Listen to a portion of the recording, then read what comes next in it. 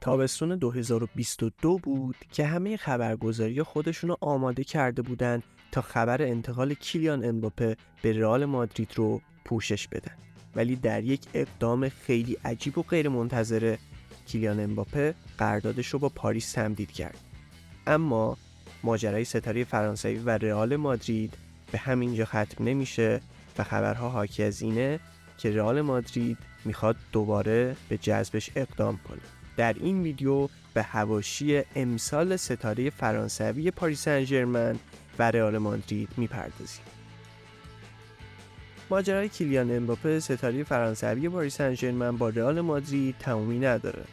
مادریدیا تا کنون دوبار به صورت جدی برای شکار ستاره فرانسوی اقدام کردند ولی موفق به جذب این بازیکن نشدند.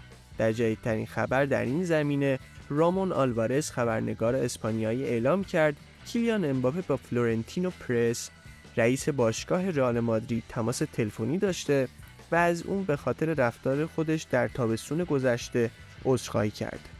امباپه در یک قدمی انتقال به رئال مادرید قرار داشت ولی به یک بار قراردادش رو با پاریس تمدید کرد و این اقدام ستاره فرانسوی باعث شد تا مادریدی ها شوکه بشن و بسیاری از هواداران قوهای سفید از این بازیکن عصبانی بودند و هستند.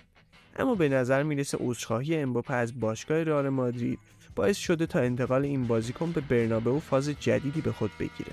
امباپه به توصیه مکرون رئیس جمهور فرانسه در پاریس موندگار شد ولی این بار تصمیم نهایی خودش رو به ترک پاریس گرفته و میخواد به هر نحوی راهی رئال مادرید بشه و جام قهرمانی اروپا رو بالاخره تصاحب کنه.